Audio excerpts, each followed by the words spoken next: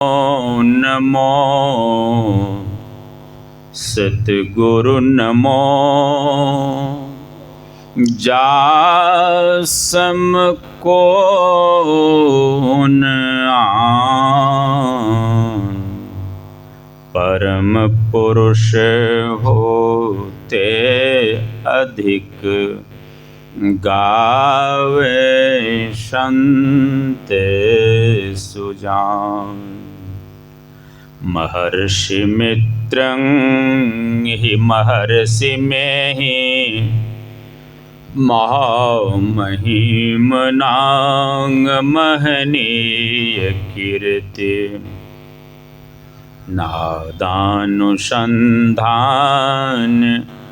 विधान योगी भारत देशस्य शिवावतार। खिले कमल की पंखुड़ियाँ सम नयन सुशोभित है अभिराम। महर्षि में ही महान गुरुवर सादर बारंबार प्रणाम। सादर बारंबार प्रणाम। पूज्य गुरुजन, समादरणीय सज्जन वृंद, आदरणीय माताओं, भक्तिमती बहनों, अभी हम लोगों ने रामचरितमानस के उत्तर कांड से भगवान की वाणी को श्रवण किया है। फिर आराध्य देव की अमृतवाणी का भी पाठ हम लोगों ने सुना और प्रतिपाद्य विषय जो भक्ति बना उस पर आपने अभी बृहद व्याख्या हमारे पूर्व वक्ताओं के द्वारा सुना। रामचरितमानस में आया, जौ पढ़ लोक यहाँ सुख चहूँ, सुनि मम बचन हृदय दृढ़ गहूँ। अगर यहाँ जहाँ आप हैं और यहाँ के बाद जहाँ आप जाएंगे, दोनों जगह सुखी रहना चाहते हैं, सुख पाना चाहते हैं, तो भगवान समझा रहे हैं अपनी प्रजा को बैठा करके। भगवान की वाणी है, अपने प्रजा को बैठा के समझा रहे हैं कि यहाँ जहाँ आप हैं, इस क्षणभंगुर संसार में, मृतलोक में, यहाँ भी अगर आप सुखी, और यहाँ के बाद जो बड़ा लंबा जीवन है, यहाँ तो बड़ा क्षणिक जीवन और इसके बाद बड़ा लंबा जीवन है, दोनों जीवन में अगर सुखी रहना चाहते हैं तो भगवान कहते हैं, सुलभ सुखद मार्ग यह भाई, भगति मोर पुराण श्रुति गाई। वह मेरी भक्ति है।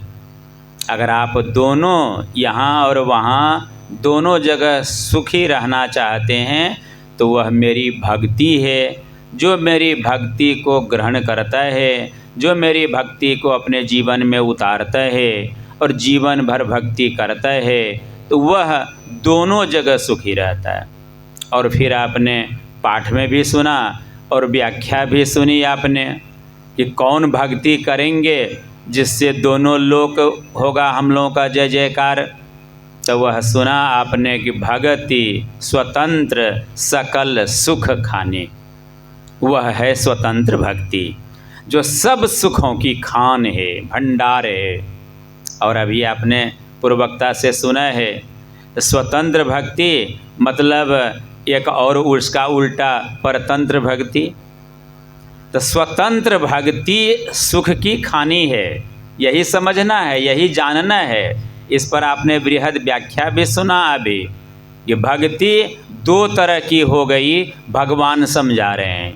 भक्ति स्वतंत्र सकल सुख खानी, जो स्वतंत्र भक्ति है वह सकल सुख की खानी है, और जो परतंत्र भक्ति है वह सकल सुख की खानी नहीं है, वह दुख की खानी है। तो हम लोगों को भगवान की बात माननी है, उनकी भक्ति करनी है जो सकल सुख की खान है। हमारे आराध्य देव समझाते थे इस पर अपनी वाणी में, और रामचरितमानस में भी उन्होंने लिखा है कि भक्ति हम लोग देखते हैं, भक्त करते हैं अनेक प्रकार से। एक भक्ति हम लोग देखते हैं कि भक्त बैठता है तपस्या करने, भक्ति करने के लिए बैठता है, आंखें मुंद करके भगवान का सुमिरन शुरू करता है, एक निष्ठ भक्ति करता है। शंकर भगवान का अगर वह आराधना करता है, उनकी तपस्या करता है, तो ओम नमः शिवाय, ओम नमः शिवाय, ओम नमः शिवाय तब तक करता है जब तक कि शिव आ नहीं जाते हैं, भगवान शंकर उनके पास आ नहीं जाते हैं। ओम वासुदेवाय नमः, ओम वासुदेवाय नमः तब तक भक्त करता है जब तक वासुदेव आ नहीं जाते हैं। हम लोग देखते हैं, टीवी घर में रखे हैं, उसमें सीरियल देता है भक्तों का, तो भक्ति वाला सीरियल देखिए, उसमें भक्त बैठे हैं और भगवान के वे पुकार कर रहे हैं। जिन पर है राम की भक्ति करते हैं तो जय श्री राम जय श्री राम जय श्री राम करते हैं, भगवान कृष्ण की भक्ति करते हैं तो श्री कृष्ण श्री कृष्ण श्री कृष्ण की करते हैं। तो एक नाम का जाप करते हैं, आवाहन करते हैं, भगवान को बुलाते हैं, भगवान आता है, दर्शन भक्तों को देता है, मांगता है, भगवान कहते हैं मांगो क्या चाहिए तुमको, तो मांग भक्त रखता है, भगवान उसको पूरा करने का प्रयास करते हैं। अगर मांग पूरा करने वाला है तो उसको पूरा करते हैं, अगर नहीं है तो कह देते हैं कि यह नहीं होगा, दूसरा वरदान मांगो।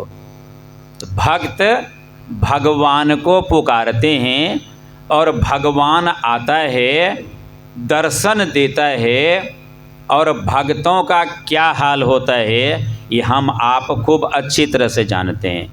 इतिहास पढ़िए, देखिए क्या हुआ। शंकर भगवान का भक्ति किया भस्मासुर ने, 10,000 वर्ष तक तपस्या किया शंकर भगवान के लिए, 10,000 वर्ष तपस्या किया भगवान शंकर के खुश करने के लिए। आए भगवान आए, भस्मासुर से कहा मांगो वरदान, क्या मांगते हो। भस्मासुर ने अमरता का वरदान मांगा कि हमको अमर कर दीजिए। भगवान ने कहा जो जन्म लिया है उसकी मृत्यु निश्चित है, यह वरदान नहीं मिलेगा, दूसरा वरदान मांगो। तो उन्होंने कहा कि जिसके माथे पर हम हाथ रखें वह जलकर भस्म हो जाए। भगवान ने कह दिया एवमस्तु, बड़ा सुंदर। भगवान जो आए थे शंकर भगवान, माँ पार्वती उनके साथ आई हुई थी, खुद भगवती स्वरूपा हैं, देखने में सुंदरता की क्या कहना, जब भगवती हैं तो फिर बात ही क्या है। उसकी सुंदरता को देखकर भस्मासुर मोहित हो जाता है और वह पार्वती जी से शादी करना चाहता है, पार्वती जी से। यही अभी जो आप पाठ आपने सुना है, खूब बढ़िया से समझिए कि स्वतंत्र भक्ति क्या है, परतंत्र भक्ति क्या है। भगवान सामने में साक्षात हैं। हम लोग पत्थर का, मिट्टी का और कागज़ का क्या क्या बना करके भगवान की पूजा करते हैं, जल चढ़ाते हैं। वहाँ तो ओरिजिनल भगवान हैं। भस्मासुर ओरिजिनल का दर्शन कर रहा है। देखिए मन के विषय विकार भी उनके दर्शन से खत्म नहीं हो रहे हैं। वह चाहता है कि पार्वती जी को हम अपना पत्नी बना लें। तो करता क्या है कि शंकर भगवान के ही माथे पर वरदान मिल गया है, जिसके माथे पर हाथ रखेंगे वही जल करके राख हो जाएगा।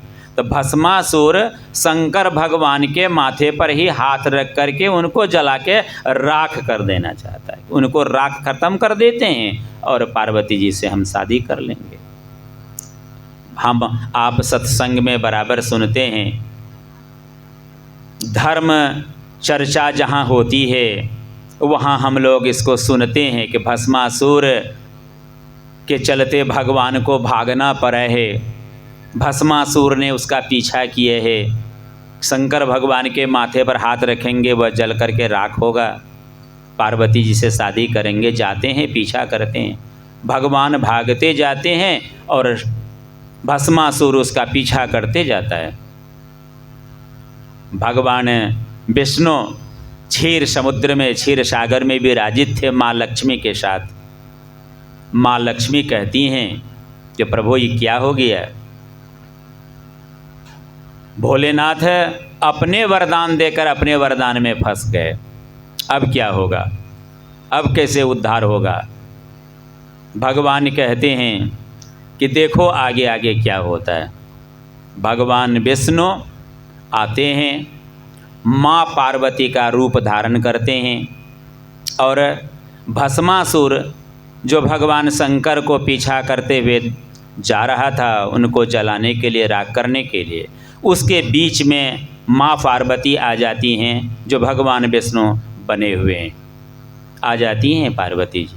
पार्वती जी कहते हैं भस्मासुर से कि आप क्यों भोले बाबा को पीछे पड़े हुए हैं?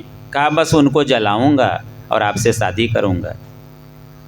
पार्वती जी कहती हैं कि मैं शादी करने के लिए आपसे तैयार हूँ, भोले बाबा को जाने दीजिए, छोड़ दीजिए उनको, आपको हमसे ज़रूरत है ना, हम तैयार हैं आपसे शादी करने के लिए, छोड़िए उनको। कहा बड़ा बढ़िया।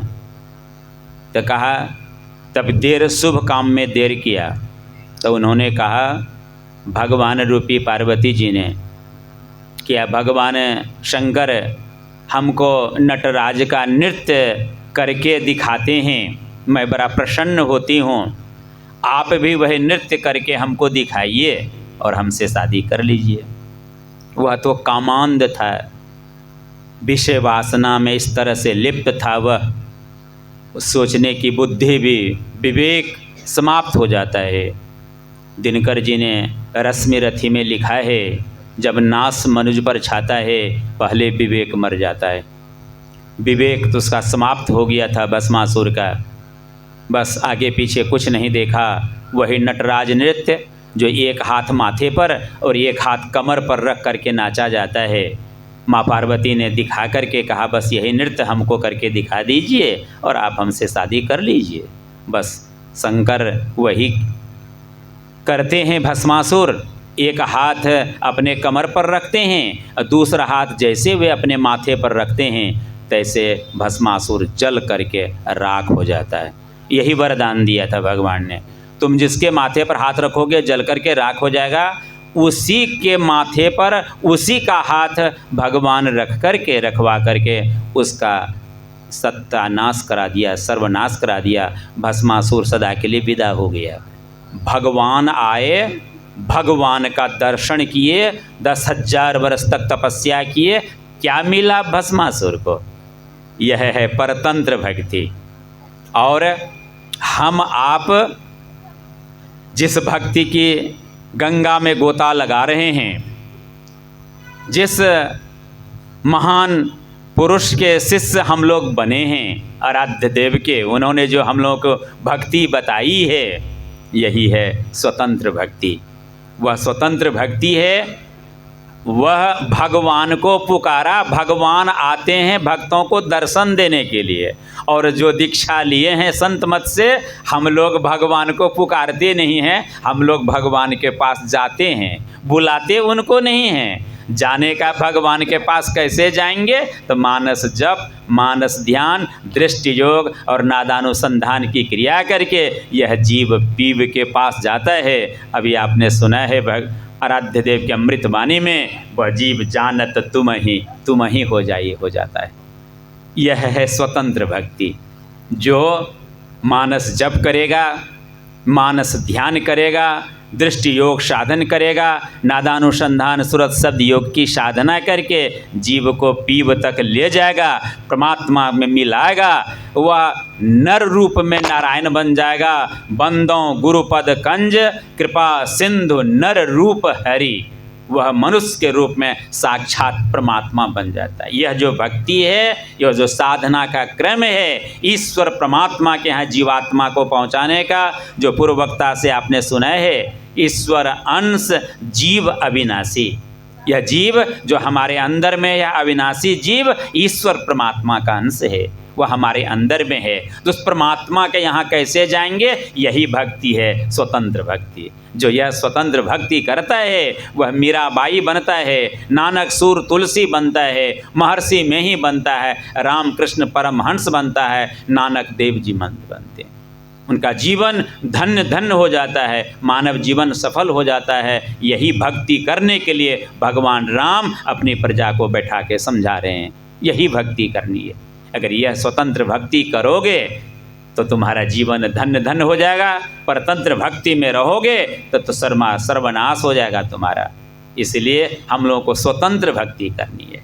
दूसरे तरह से यह समझिए कि सगुण साकार की भक्ति जो है वह परतंत्र भक्ति है, और निर्गुण निराकार की जो भक्ति है वह स्वतंत्र भक्ति है। जब तक निर्गुण निराकार की भक्ति आप नहीं करेंगे, सगुण साकार की भक्ति में ही रहेंगे, अपना जीवन इसी में खपाते रहेंगे, प्राइमरी स्टेज की भक्ति करते रहेंगे, तो उच्च शिक्षा प्राप्त नहीं कर सकते हैं, भक्ति के उच्च प्रकाष्ठा पर आप नहीं पहुंच सकते हैं। उसके लिए आपको निर्गुण निराकार की भक्ति करनी पड़ेगी। वह ईश्वर, वह परमात्मा जो अविनाशी हैं, जो हम लोग रोज पढ़ते हैं, जो परम तत्व आदि अंत रहित, असीम, अजन्मा, अगोचर, सर्वव्यापक और सर्वव्यापकता के भी परे हैं, उस परमात्मा को पाने के लिए यही भक्ति है, और वह है स्वतंत्र भक्ति। और इसके द्वारा जो आपने पूर्व वक्ताओं से सुना है, अभी जो हम अपने जितने भी इंद्रियां हैं, इस इंद्रियों के द्वारा जो हम दर्शन करते हैं वह सब माया का दर्शन है। मायापति हमारा छूट जाता है। माया के दर्शन से जीव का कल्याण नहीं होगा, मायापति का दर्शन करना होगा। और यह इंद्रियों के द्वारा जितने भी भक्तियां की जाती हैं वे सब के सब परतंत्र भक्ति है, और इस परतंत्र भक्ति से जीव का कल्याण नहीं होगा।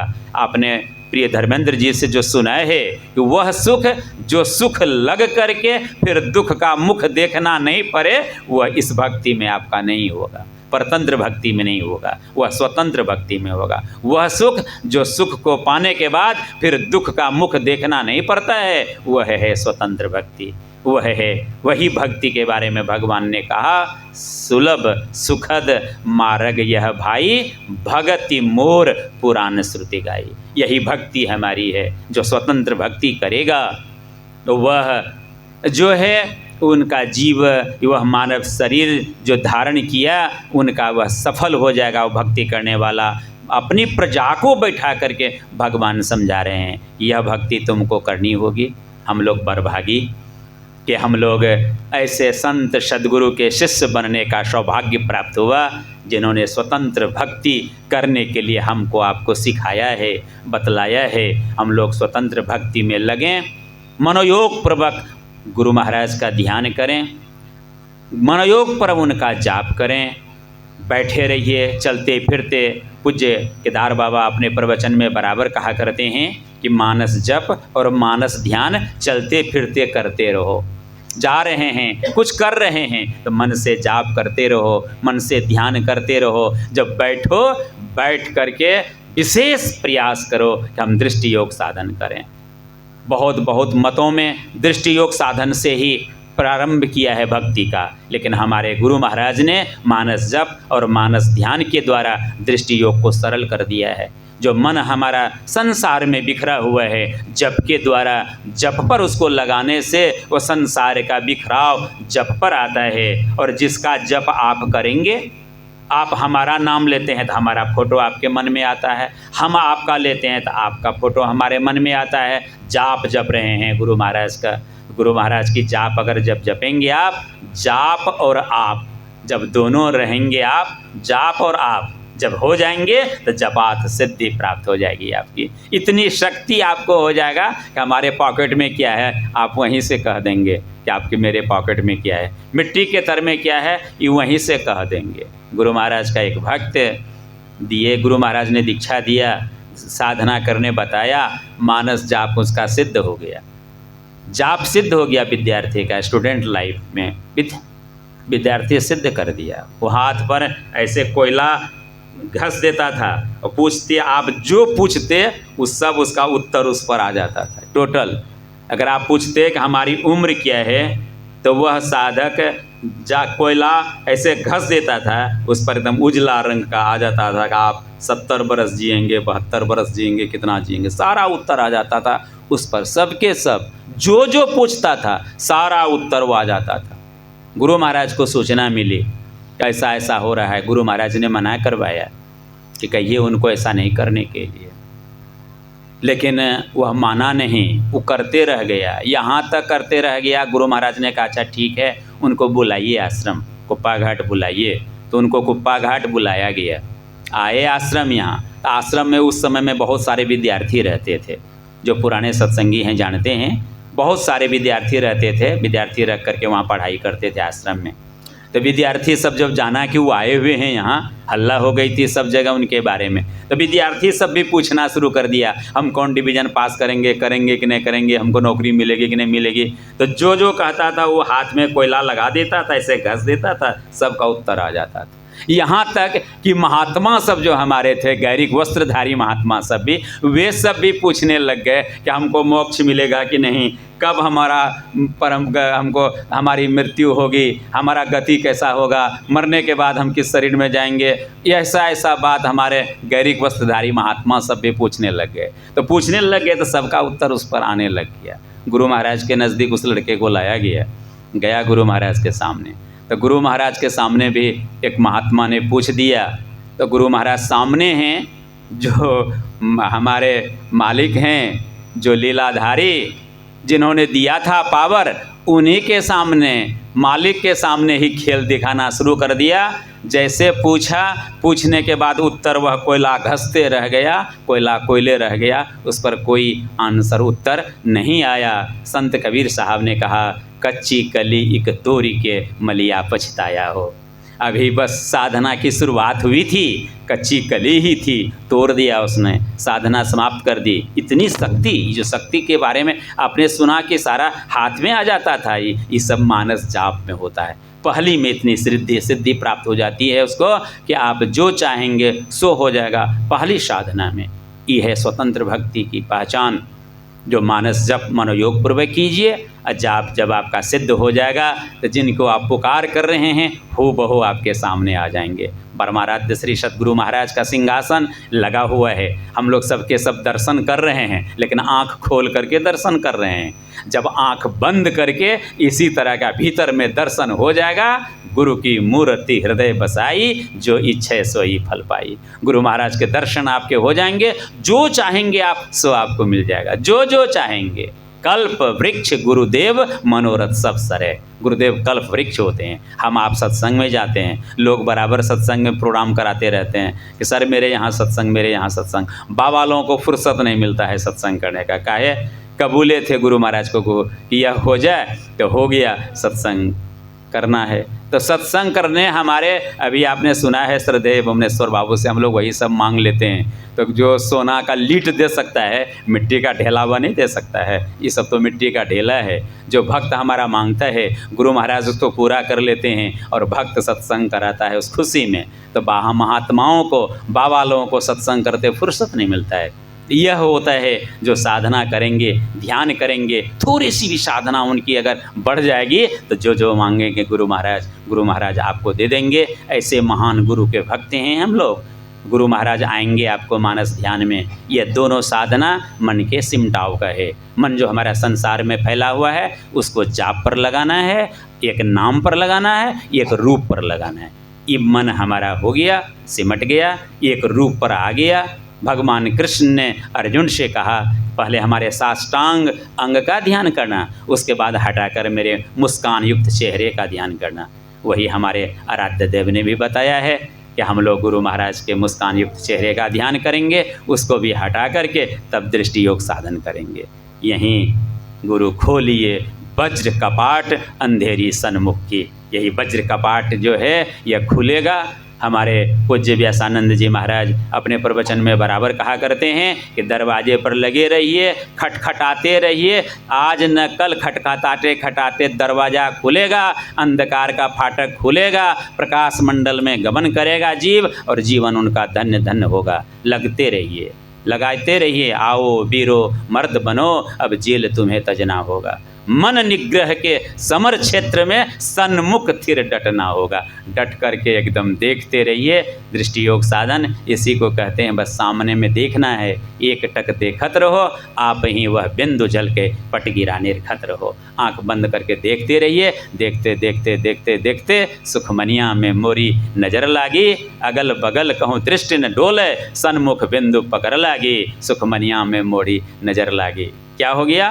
दिव्य ज्योति खुल गई अंतर में, निस अंधियारी हदस भागी, सुखमनिया में मोरी नजर लागी। किनकी नज़र? गुरु महाराज नजर, अपने आप मालिक कहते हैं, सुखमनिया में मोरी नजर लागी। देख लिया, समझा में ही लखा नमूना, बात है सतहित की। देख लिया, महाराज ने देख लिया, कह भी दिया। कहते थे मैं ही दास, खाली दास कहलाने के भी अधिकारी नहीं हैं, लेकिन पदावली के पद लिखते समय वे उन्होंने खोल करके कह दिया, समझा में ही लखा नमूना। इस ज्ञान को समझ लिया, नमूना को लख लिया। जो जीवात्मा हमारे अंदर में है यही नमूना है। इस नमूना को पहचान करके मालिक नर रूप में नारायण बन गए। यही स्वतंत्र भक्ति है। यही भक्ति अगर हम लोग करेंगे, हमारा जीवन धन्य धन्य हो जाएगा। बोलिए श्री सद्गुरु महाराज की जय। इन्हीं शब्दों के साथ पानी में विराम। हमारे दीनानाथ जी, धर्मेंद्र जी सब साज बाज भी यहाँ है। खाली प्रवचन में हम लोग समय लगा देंगे, फिर हम लोगों का भजन